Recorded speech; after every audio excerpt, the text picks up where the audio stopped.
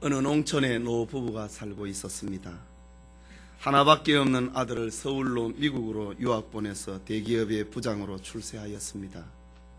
뿐만 아니라 아들은 서울 명문대를 졸업한 어여쁜 처녀와 결혼하여 딸 하나를 낳고 행복하게 살았습니다.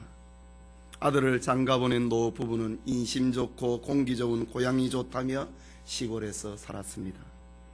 노부부는 동네 사람들에게 온갖 부러움을 받으며 출세한 자식을 자랑하는 재미로 당당하게 살았습니다. 그러던 어느 날 할머니가 먼저 세상을 떠났습니다. 그러자 효자 아들은 아버지를 홀로 고향에 두실 수가 없어 서울로 모시고 와서 강남의 멋진 아파트에서 함께 살았습니다. 그러나 지성미가 넘치는 며느리는 시아버지를 잘 모시지 않습니다. 남편이 회사에 출근을 하면 동창회다, 딸아이 학교다, 교회다, 외식이다 하며 분주하게 다닙니다. 시아버지 점심 봉양은 고사하고 어른은 안중에도 없습니다. 이에 분노한 할아버지는 아들에게 짤막한 메모를 남기고 가출해버렸습니다. 그 쪽지에는 3번아 잘 있거라, 6번은 간다 라는 메모였습니다. 할아버지가 생각하는 그 집안의 1번은 손녀딸이었습니다. 온 가족이 손녀딸의 눈치를 보고 손녀가 그 집안의 왕이 되어버렸습니다. 2번은 며느리고, 3번은 아들이고, 4번은 그 집의 강아지고, 5번은 가정부고, 6번은 할아버지 자신이었습니다. 할아버지는 강아지보다 못하고 파출부보다 못한 자신의 존재가 의미가 없었습니다. 그래서 짧은 메모를 남겨두고 집을 나가버린 것입니다. 성도님, 이 이야기가 극단적인 것처럼 보이지만은 오늘의 시대상을 너무나도 선명하게 묘사하고 있지 않습니까? 지금도 저 종로의 파고다 공원에 가면은 노인들은 나는 무엇보다 못하다 라는 말이 유행하고 있습니다. 그래서 노인들의 유행어가 자식 좋다 자랑 말고 실속 챙겨 혼자 살자, 이게 그 유행어가 되어 있는 것입니다. 오늘 예배드리는 여러분의 가정에서 부모님은 몇 번입니까? 산업화, 정보화 시대와 더불어 찾아온 가족관계, 차가운 가족관계, 가정에서 5, 6순위로 밀려나버린 노인들의 모습은 어쩔 수 없는 것인가? 오늘 성경은 변할 수 없는 그리스도인의 가족관계를 분명하게 교훈하고 있습니다. 그 말씀이 바로 오늘 읽은 말씀, 레위기 19장 32절에 너는 샘머리 앞에 일어서고 노인의 얼굴을 공경하며 내 하나님을 경외하라, 나는 여호와니라 라는 말씀입니다. 여기에 샘머리라는 말은 흰 머리카락이라는 뜻으로 백발을 가리킵니다. 그렇다면 샘머리라고 하는 것은 넓은 의미로 연로한 노인을 가리키고 좁은 의미로는 반백이 되어버린 아버지, 어머니를 가리키는 말입니다. 본문의 말씀은 이스라엘 백성들이 출애굽을 하여서 하나님의 약속의 땅, 축복의 땅 가나안으로 가는 노정에 들려주신 하나님의 메시지입니다. 이는 구원받은 하나님의 백성이 살아가는 축복의 법칙이라고 하는 것입니다. 그 축복의 법칙이 바로 샘머리 앞에 일어서라, 노인의 얼굴을 공경하라, 여호와를 경외하라 라는 것입니다. 오늘 어버이 주일을 맞이하여서 샘머리 앞에 일어서라 라는 제목으로 하나님의 말씀 받고자 합니다. 이 말씀이 어떤 의미를 담고 있을까요? 한 세 가지 뜻에서 살펴보겠습니다. 첫째는 부모에게 감사하라고 하는 말입니다. 너는 샘머리 앞에 일어서라고 했습니다. 여기 일어서라 라는 말은, 어른 앞에 일어서라 라는 이 말은 존경과 감사의 마음을 가지라고 하는 말입니다. 일반적으로 어떤 사람에게 존경과 감사를 표현할 때에 누워서 하지 않습니다. 앉아서 하지 않습니다. 일어서서 하는 것입니다. 그렇다면 샘머리 앞에 일어서라, 감사하라고 하는 이유가 무엇입니까? 그것은 부모님께서 우리를 낳으시고 기르시는 동안에 샘머리가 되셨기 때문입니다. 자녀를 위해서 모든 것을 희생하시는 분이 부모님입니다. 자녀들이 맛있는 것을 먹는 것을 보고 배불러 하시고 자녀들에게 좋은 옷 입히시고 얼마나 기뻐하시는지 모릅니다. 지난 5월 8일 어버이날에 가슴이 짠해지는 책 한 권이 출판이 되었습니다. 섬진강의 시인으로 유명한 김용택의 어머니라는 책입니다. 성도님들 한번 읽어보시면 좋을 것입니다. 김용택은 그의 책에서 이런 글을 담았습니다. 어느 날 학교 기성회비를 내지 않아 집으로 돌려보내진 고등학생 김용택. 내일 꼭 내겠노라 한 번만 봐달라는 말도 못한 숙맥 아들은 평일 대낮에 순창에서 진매마을까지 14km를 터덜터덜 걸어 집으로 돌아온다. 멀리 어머니와 아버지가 보리를 베고 있는 모습이 보인다. 베어놓은 보리를 밟지 않으려고 조심스럽게 밭을 내려가 어머니를 불렀을 때 어머니는 놀란 표정으로 무슨 일이라고 묻는다. 용택은 맨발로 땅을 차며 기성회비 이야기를 꺼낸다. 어머니는 머리에 쓴 수건을 벗어 옷에 먼지를 툴툴 털면서 가자 앞장서 걷는다. 집으로 들어온 어머니는 보리 한 줌을 들고 구구구 닭을 불러 모은다. 닭들이 보리알을 따라 닭장 안으로 들어가자 어머니는 망태에 닭을 잡아 넣은 뒤 장에다 내다 판다. 한데 어떡하나 닭 판 돈은 기성회비와 아들의 차비에 빠듯이 들어맞고 어머니는 집으로 돌아갈 차비가 없다. 어머니는 어찌하려고 아들이 묻는다. 어머니는 나는 걸어갈란다. 어머니는 빈 망태를 맨 채 땀을 뻘뻘 흘리며 차 간다. 어서 타거라 라고 손을 흔들었다. 나는 돈을 꼭 쥔 주먹을 흔들며 어머니가 나를 바라보는 모습을 쳐다본다. 눈물이 앞을 가렸다. 먼지 낀 유리창이 더 흐려 보였다. 앞 의자 뒤에 얼굴을 묻고 어깨를 들먹이며 나는 울었다. 아무 말도 하지 않고 보리만 베던 아버지의 모습이 눈물 속에 어른거렸다. 눈물을 훔치고 고개를 들어 차 뒤 꽁무니를 바라보았다. 어머니가 뽀얀 묘지 속에서 자갈을 잘못 디뎠는지 몸을 비틀거렸다. 아, 어머니. 나는 돈을 꼭 쥐었다. 점심을 굶은 어머니는 떼약볕이 내리쬐는 10월이 신장로를 또 걸어야 한다. 그의 글 속에 나오는 글을 제가 인용을 해보았습니다. 김용택의 어머니라는 책이 오늘 우리 사회에 왜 화제가 되고 가슴을 짠하게 만들고 있습니까?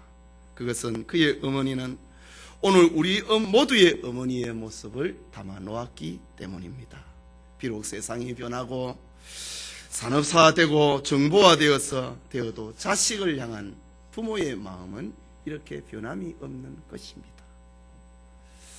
얼마 전에 신문에 보니까 80 되신 노모가 라디오에서 어머니 노래라고 하는 그 나실 때 기르시고 이런 노래가 흘러나오니까 어머니가 벌떡 들어앉아서 나에게도 어머니가 있었다. 그리고 우는 그런 장면의 기사를 본 적이 있습니다. 부모님은 자녀들에게 좋은 것 먹이시고 자신은 줄이십니다. 자식들 공부시키려고 자신은 헌옷을 입습니다. 부모는 1,000원을 아끼기 위해서 십리길을 걷는데 자녀들은 희낙낙거리며 10,000원을 아끼지 않습니다. 부모님 건강하세요, 잘 있으니 안심하세요라는 문안 편지는 안 해도 돈 떨어졌으니 돈 보내달라고 하는 전화는 합니다. 자식을 위한 것이라면 어려운 것이 없고 자식을 위한 것이라면 고생되는 것이 없다고 부모님들은 지금도 그럽니다. 부부의 애정도 청춘의 단꿈도 자녀를 위해 포기한 것을 자녀들은 알지 못합니다. 대학 졸업장 하나밖에 하는데 드는 비용이 수천만 원인데 이 돈은 다 부모의 피와 땀입니다. 이렇게 하다가 우리의 부모들은 새머리가 되어버린 것입니다. 그러니 그 앞에서 일어서서 감사해야 되는 것이 너무나도 당연하지 않습니까? 과연 노인의 백발은 그의 명예입니다. 백발은 온갖 인생의 투쟁에서 승리의 상징과 같습니다. 그렇기 때문에 백발노 부모님은 자녀들의 공경과 사회의 보호와 존경을 받아야 마땅한 것입니다. 노인을 공경하는 것은 단순히 윤리적인 차원을 넘어서는 것입니다. 그것은 하나님의 창조 질서에 순응하는 것입니다. 질서입니다. 그래서 광야교회의 지도자였던 모세는 광야에서 태어나고 자란 신세대들에게 샘머리 앞에서 일어서라 라고 신앙적인 교훈, 윤리적인 교훈을 넘어서서 신앙적인 교훈을 하고 있는 것입니다. 솔로몬은 잠언 23장 22절에 네 낳은 아비에게 청종하고 내 늙은 어미를 경히 여기지 말라고 했습니다. 베드로는 베드로전서 5장 5절에 젊은 자들아 이와 같이 장로들에게 순복하고 다 서로 겸손으로 허리를 동이라고 했습니다. 사도 바울은 디모데전서 5장 1, 2절에 늙은이를 꾸짖지 말고 권하되 아비에게 하듯 하며 늙은 여자를 어미에게 하듯 하라. 공동체 속에서의 교훈인 것입니다. 오늘 예배드리는 영천의 모든 성도님들이 샘머리 앞에 일어서서 부모에게 감사하라고 하는 하나님의 말씀을 가슴 깊이 새길 수 있기를 바랍니다. 둘째로 샘머리 앞에 일어서라 라는 이 말은 부모 공경을 행동화하라는 말입니다. 마음속에 담아두지 말고 행동하라고 하는 말입니다. 너는 샘머리 앞에 일어서고 노인의 얼굴을 공경하라고 했습니다. 여기 일어서라, 공경하라 라는 이 말은 모두가 다 행동을 강조하고 있는 말입니다. 일어서는 것을 문자적으로 표현을 하자면 예의를 지키라고 하는 행동일 것입니다. 이 말을 가정에 적용을 하면 부모님이 외출했다 집에 들어오시면 일어나서 잘 다녀오셨느냐고 안부를 묻는 것입니다. 아침에 일어나면 부모님에게 잘 주무셨느냐고 문안하는 것이 일어서는 겁니다. 저녁에 퇴근하면 자식 먼저, 강아지 먼저가 아니고 부모님에게 먼저 인사하는 겁니다. 사회적으로 적용을 해보자면 힘없는 노인이라고 무시하지 말고 고개를 숙여 깊은 존경을 표하라고 하는 말입니다. 지하철과 버스를 탈 때에 어른 앞에서 일어나서 자리를 내드리라고 하는 것입니다. 이거 다 유치원 때 배우고 초등학교 1학년, 2학년 도덕 시간에 배우는데 이것이 오늘날 얼마나 새롭게 들리고 있습니까? 뿐만 아니라 오늘 본문에 나타난 공경이라고 하는 말, 히브리어로 하다르라고 하는 말입니다. 이 말은 마음으로 존경하라, 높이라, 자랑하라고 하는 말을 담고 있습니다. 부모님의 쭈글쭈글한 얼굴을 보고 고개를 돌리고 부끄럽게 생각하지 말고 부모님의 쭈글쭈글한 얼굴을 자랑하라고 합니다. 높이라고 합니다. 존경하라고 합니다. 이 말이 오늘 본문에 등장하고 있는 하다르라고 하는 히브리 단어, 공경이라고 하는 말입니다. 부모가 세상에서 어떤 길을 걸었든 어떤 삶을 사셨다 할지라도 자식에게만큼은 존경을 받아야 된다는 말입니다. 그러므로 자식은 반드시 부모를 높이고 자랑해야 되는 것입니다.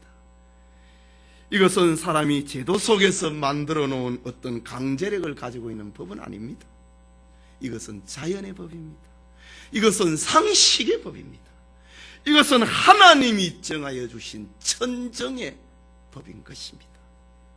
부모 공경의 구체적인 행동은 아브라함과 이삭과의 관계에서 잘 나타났습니다. 이삭은 아버지의 말씀에 순종을 하여서 자신의 몸을 꽁꽁 묶고 번제단에 올려놓고 희생 제물을 드리려고 하는 데까지 이삭은 아버지의 말씀에 순종했습니다. 야곱과 요셉의 관계에도 잘 나타납니다.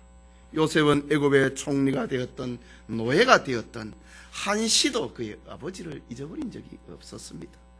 그리고 마침내 아버지를 모시고 와서 봉양을 하고 임종시에 즐겁게 하나님께 돌아가시게 하였습니다. 솔로몬은 왕이 되고 난 다음에 그는 집무실에 있으면서도 그의 모친 바세바가 들어오면 어머니가 들어올 때 왕이 일어나서 영접을 하고 절을 하면서 어머니 어떤 일로 오셨습니까? 라고 어머니의 청을 물어보았다고 성경은 기록을 하고 있습니다. 나오미와 그의 며느리 룻과의 관계가 얼마나 부모 공경의 모습을 보여주고 있습니까? 어머니께서 가시는 곳에 나도 가고 어머니께서 유숙하시는 곳에 나도 유숙하겠나이다. 어머니의 백성이 나의 백성이 되고 어머니의 하나님이 나의 하나님이 되시리니 어머니께서 죽으시는 곳에 나도 죽어 거기 장사될 것이라. 만일 내가 죽는 일 외에 어머니와 떠나면 여호와께서 내게 벌을 내리시고 더 내리시기를 원하나이다. 성경에 기록된 멋진 효부상의 모습이 나타납니다. 지금도 유대인들은 사람의 인격을 가늠하는 척도를 부모를 공경하는 효에다가 기준을 두고 있습니다. 우리는 일반적으로 사람을 평가를 할 때에 그가 얼마나 많은 돈을 가졌느냐를 봅니다. 그가 얼마나 배웠느냐고 봅니다. 그의 가문이 어떠냐고 봅니다. 이런 것을 종합을 해서 우리는 사람을 평가를 합니다. 그러나 유대인들은 그가 얼마나 부모를 공경을 하고 있느냐 하지 않느냐, 영적인 도덕적인 척도로 부모 공경에다가 초점을 맞추고 있습니다. 유대인들은 회사의 신입사원을 채용을 할 때도 그 사람의 능력만을 결코 보지 않습니다. 그가 집에서 부모에게 효도를 하고 있느냐, 이것까지 겸해서 유대인들은 봅니다. 그래서 유대 사회에서는 지금도 자살률이 별로 없습니다. 효도하는 사람이, 부모에게 효도한 사람이 자살할 수 있나요? 거리를 떠다니는 부모 별로 없습니다. 3번아 잘 있거라, 6번은 간다, 이런 거 유대 사회에서는 별로 없습니다. 부모에게 효를 다하느냐, 이것이 그 사람을 평가하는 기준으로 삼고 있기 때문입니다. 백악관을 기도실로 만들었던 미국의 아브라함 링컨이 대통령이 되었을 때의 일화는 잘 알려져 있습니다. 링컨이 상원 의원을 대상으로 연설을 하는데 어떤 상원이 일어나서 링컨을 비꼬옵니다. 링컨의 출신을 비꼬옵니다. 내가 신고 있는 이 신발은 당신의 아버지가 만든 것이요, 당신 아버지는 구두수선하는 사람이라고 하는 것을 잊지 마시오 하면서 링컨을 무시하며 모욕했습니다. 그러자 아브라함 링컨은 그렇습니다. 내 아버지는 구두수선공으로 완벽한 솜씨를 가진 분이셨습니다. 나는 아버지를 능가할 수 없습니다. 그러나 만일 신발이 불편하시면 저에게 말씀해 주십시오. 아버지의 기술을 저도 옆에서 보고 배웠기 때문에 조금은 손봐드릴 수 있습니다. 웃으면서 지나갔습니다. 링컨은 의회 앞에서도 구두수선을 하셨던 아버지를 부끄러워하지 아니했습니다. 그는 자랑하고 높여드렸던 것입니다. 여러분은 여러분의 부모를 어떻게 생각하고 있습니까? 부끄럽게 생각을 하십니까? 존경하고 있습니까? 높이고 있습니까? 성경은 우리에게 샘머리 앞에 부모에게, 노인에게 그 얼굴을 자랑스럽게 여기라고 했습니다. 존경하라고 합니다. 그를 높이라고 합니다. 그런데 오늘 성경 말씀을 자세히 보면은 너는 샘머리 앞에 일어서고 노인의 얼굴을 공경하며, 그 다음에 나오는 말씀, 내 하나님을 경외하라, 나는 여호와니라고 했습니다. 이 본문의 구조를 잘 우리가 봐야 됩니다. 부모 공경과 하나님 경외를 하나의 끈으로 묶고 있는 본문의 구조입니다. 이 말은 하나님의 백성에게 있어서 부모 공경과 하나님 경외를 따로 떼놓을 수 없다고 하는 말입니다. 하나님 경외와 부모 공경은 불가분의 관계라고 하는 말입니다. 그래서 루터는 부모는 보이는 하나님이다, 신의 대리자다 라고 종교개혁자 루터는 그렇게 표현했습니다. 하나님을 믿는 사람은 반드시 부모 공경을 행동으로 옮겨야 된다는 말입니다. 뿐만 아니라 바울은 하나님 경외와 부모 공경을 에베소서 6장 1절에는 이렇게 기록합니다. 자녀들아, 너희 부모를 주 안에서 순종하라. 이것이 옳으니라고 했습니다. 말하자면 하나님의 뜻을 이루기 위한 부모 공경임을 말하고 있습니다. 차원 높은 부모 공경입니다. 윤리적인 공경을 넘어서서 신령한 공경을 두고 하는 말입니다. 말하자면 최고의 효도는 믿지 아니하는 부모님을 전도해서 구원하는 것입니다. 만약에 우리 성도들의 가정에 아직도 부모님이 예수님을 믿지 않고 있다면 그 사람은 확실히 불효하고 있는 중입니다. 불신 부모님이 세상을 떠난 후에 지옥이 가도록 내버려 둔다고 하는 것은 자녀의 도리가 아니기 때문입니다. 주 안에서 순종하라.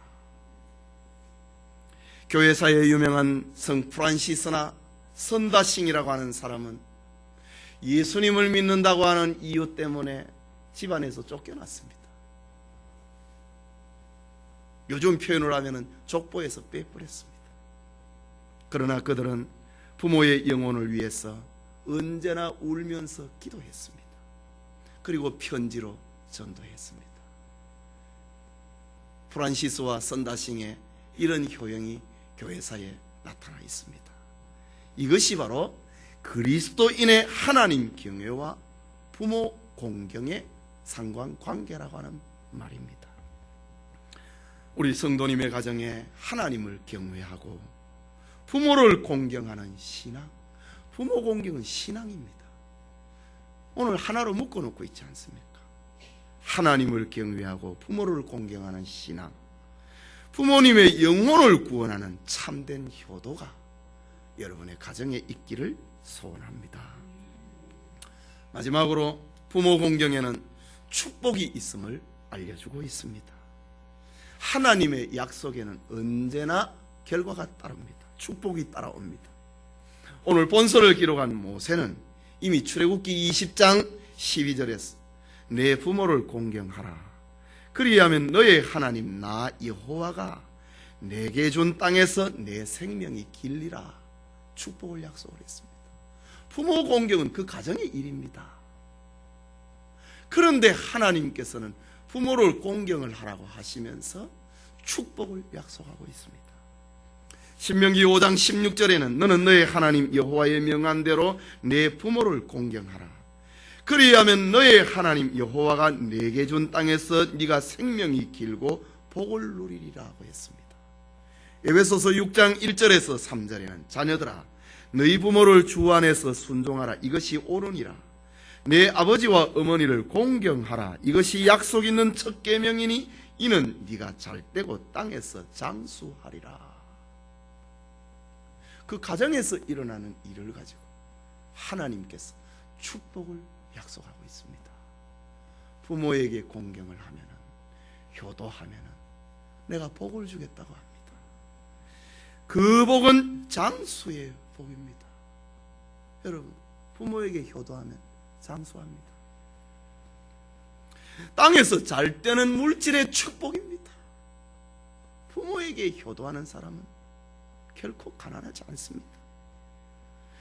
부모에게 효도하는 사람은 자녀가 형통해진다.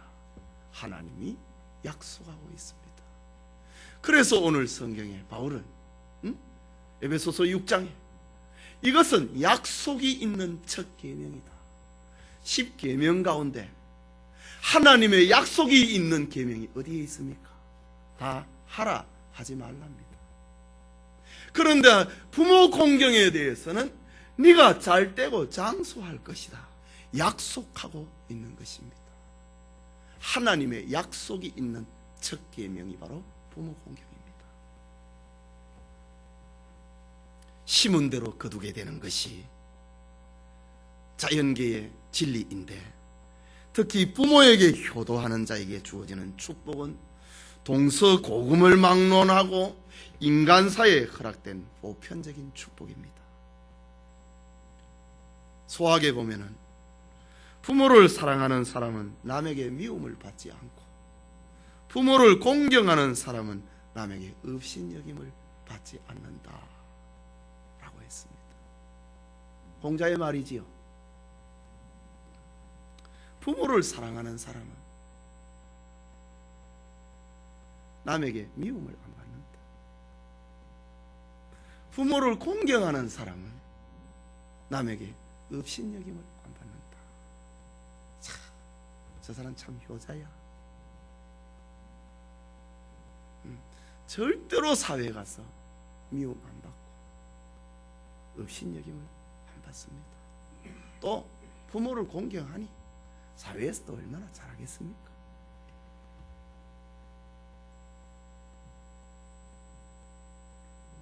효도하는 자에게 허락된 인간사의 축복입니다. 이걸 상식의 축복이라고 합니다. 일반 은총의 축복이라고 하는 것입니다. 그래서 성현들은 부모에게 효도한 사람 잘 되고 복 받는다, 경험적으로 이렇게 표현해 놓고 있습니다. 옛날 중국의 고대사에 요나라에 고수라고 하는 사람이 있었습니다. 본부인이 아들 하나를 낳고 죽자 그는 재혼을 해서 다시 아들 하나를 낳았습니다. 배다른 형제들은 우애가 돈독하여서 서로 잘 지냅니다. 그런데 문제는 후처로 들어온 계모가 전처의 아들을 몹시 미워하고 괴롭히는 겁니다. 하루는 이복 동생이 물에 빠져 죽게 된 것을 그 형이 죽음을 무릅쓰고 물에 들어가 생명을 구해냅니다. 그런데 계모는 그것이 계획적이라고 모함을 하여 매로 쳐서 온몸이 피투성이가 되게 만들었습니다. 그런 일이 있은 후에 어느 날 계모는 물이 없는 깊은 우물에 자기 비녀를 빠뜨려 놓고는 큰아들을 시켜서 그것을 주워 오라고 했습니다. 큰아들은 깊은 우물에 내려가서 비녀를 찾고 있는 동안에 급히 남편을 불러서 말하기를, 이 우물은 그대로 두면은 아이들이 빠질 위험이 있으니 빨리 메워야 된다고 합니다. 그래서 미리 준비해둔 돌과 흙으로 우물을 메우기 시작합니다. 갑자기 위에서 우물 안으로 돌멩이와 흙이 쏟아지니 큰아들은 어리둥절합니다. 이것이 계모의 계획된 음모인 것을 알고 간신히 벽에 붙어서 위기를 모면하고 난 다음에 정신을 차려보니 우물 중간쯤에 우물이 흘러나가고 있는 수로를 발견을 하고 그것을 통해서 빠져나옵니다. 또 한 번은 계모가 2층 다락에 썩은 곡식을 올려다 놓으라고 했습니다. 거역하지 않고 순종했더니 짐을 지고 올라가고 난 다음에 문을 잠그고 다락에 불을 질렀습니다. 마침 다락에 삿갓 2개가 있어서 그것을 겨드랑이에 끼고 창문을 열어 급히 뛰어내림으로 목숨을 건졌습니다. 그토록 고통을 주는 계모였지만은 큰아들은 지극정성으로 효성을 다했습니다. 이런 소문이 왕궁의 요 임금에게 전해졌습니다. 소문을 들은 임금은 너무나도 귀한 아들이다 하면서 그를 왕궁에 불러와 왕과 함께 있고 왕도를 가르치고 난 다음에 후일 왕태자로 삼아 자신의 왕권을 물려주게 됩니다. 중국의 중세 현대사회는, 근세사회는 다 혈통을 통해서 왕통이 내려왔지만은 중국의 고대사회는 그렇지 않았습니다. 가장 의진 사람, 가장 잘 백성을 돌아보는 사람을 왕을 세웠습니다. 이 중국 오현제라고 하지 않습니까? 이 자기 자식 아닙니다. 가장 의진 사람, 가장 자식을 잘 돌아보는 사람을 왕을 세웠습니다. 그래서 오현제라고 합니다. 이 시대를 가리켜서 요순 시대라고 하지요. 오늘 본문에, 오늘 말씀에 나왔던 이 사람이 바로 이 순임금이 됩니다. 5번째 성군으로 꼽히는 순임금입니다. 오늘날 도덕이 무너지고 윤리가 땅에 떨어진 시대를 살고 있습니다. 하나님의 백성들이 주님의 말씀을 따라서 올바른 가정을 세워야 됩니다. 세상을 본받으면 안 되고, 가정에서 부모를 강아지보다도 못하게 만들어서는 안 됩니다. 그 중에 부모 공경이야말로 윤리와 도덕과 신앙의 근본이고 뿌리입니다. 효가 무너지면 만 가지의 것이 다 무너져버리고 마는 것입니다. 아무리 믿음이 좋다 해도 부모를 공경하지 아니하면 그 믿음은 헛것입니다. 그리스도인들이 불신자보다도 부모 공경이 부족하다면 그게 얼마나 부끄러운 일이겠습니까? 아무리 부끄럽다기보다는 보이는 부모를 공경하지 아니하면서 어떻게 하나님을 믿고 하나님의 축복을 받으려고 합니까? 이것이 바로 모순이라고 하는 것입니다. 부모님을 공경함으로 하나님의 약속하신 축복을 받는 우리 모든 성도님 되기를 바랍니다. 이 아침에 예배드리는 성도님, 옛날 농경사회에서는 몸이 늙고 낡아지면은 그래도 노인의 경험과 지혜는 그 무엇보다도 귀중하고 값진 것으로 여겼습니다. 한 동네에 80, 90살 노인이 살아계시면은 그 자손은 집안의 자랑으로 여겼고 영광으로 여기고 위계의 질서에 있어서 가장 큰 어른으로 높여드렸습니다. 어른에게 물어보았습니다. 이것이 사람 사는 순리라고 생각을 했습니다. 그러나 산업사회, 정보화 사회로 변화가면서 옛날 사람들이 최고의 가치로 생각하던 경험과 지혜는 캐캐 묵은 구닥다리로 변해가고 있습니다. 가정의 집안 일만 해도 그렇습니다. 어머니의 어머니들에게서 전해 내려오던 방법을 따르지 않습니다. 단추 하나만 누르면 알아서 잘해주는 성능 좋은 가전제품들이 가정에 꽉 차 있습니다. 슈퍼마켓에 가면은 잘 포장되어 있는 제품들은 더 이상 노인의 지혜를 빌릴 필요가 없도록 만들고 있습니다. 야야 이렇게 해야 된다. 필요가 없습니다. 마트에 가면 다 있습니다. 이맘때는 이런 걸 해야 된다. 필요가 없습니다. 기계가 다 해주기 때문입니다. 오히려 기기 잘못 만지면 고장을 내는 통에 눈치 보는 시어머니, 시부모로 전락을 하고 말았습니다. 어디 그것 부모입니까? 부모들은 자식을 낳아 키우면서 엄청난 교육비, 결혼비용, 거기에다가 사업자금까지 감당하는 이들이 있습니다. 그러다가 부모는 늙었습니다. 센 머리가 되었습니다. 경제권을 자식에게 다 넘겨버린 부모는 용돈 달라고 하는 것이 쑥스러워서 우라병이 생기고 전전긍긍하고 살아가는 것이 오늘의 부모들의 모습입니다. 자기 자식을 위해서는 한 달 교육비, 용돈, 옷값으로 수백만 원씩 척척 쓰면서 부모에게는 용돈 1, 20만 원 드리는 것이 아까워서 형제들을 모아놓고 서로 나누어서 분담하자고 하는 것이 오늘의 현실 아닙니까?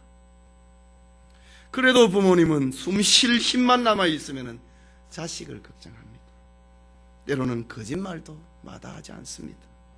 어느 식품회사가 지난 어버이날을 맞이해서 노부모가 자식들에게 하는 거짓말이라고 하는 설문조사를 해서 신문에 실은 적이 있습니다. 그 조사에 보니까 아픈 데 없다, 건강하니 걱정하지 말라라는 대답이 33%로 제일 많았다고 합니다. 두 번째는 선물 필요 없다, 너희 살림에 보태라, 이것이 30%였다고 합니다. 그리고 세 번째는 바쁜데 내려오지 말라, 이게 25%로 세 번째라고 합니다. 자식이 고향에 내려오면 부모들이 얼마나 좋아합니까? 그런데 바쁘니까 내려오지 마라, 이게 다 거짓말이란 말입니다. 내 안 아프다, 다 거짓말이야. 내 필요 없다, 너 살림에 보태라, 부모들이 하는 그 거짓말이라고 하는 말입니다. 성도님, 성경은 우리에게 결코 변해서는 안 되는 진리를 교훈하고 있습니다. 그것은 센 머리 앞에 일어서라고 하는, 자기 백성을 향한 하나님의 엄하신 명령입니다. 이 명령의 뜻은 백발의 부모 앞에 감사하라고 하는 말입니다. 이건 절대로 변해서는 안 되는 진리입니다. 그것은 일어설 수밖에 없는 행동, 존경하고 높이고 자랑할 수밖에 없는 부모 공경입니다. 성도에게 있어서 부모 공경과 하나님 경외는 결코 나눌 수가 없는 것입니다. 그러므로 하나님을 믿는 그리스도인들은 더 많이 효도해야 하는 것입니다. 뿐만 아니라 하나님의 명령에는 언제나 축복이 따라오고 있습니다. 하나님은 당신의 자녀들이 복받기를 원합니다. 샘머리 앞에 일어서는 부모 공경을 통해서 하나님의 축복을 받는 모든 성도님들 되시기를 축원합니다.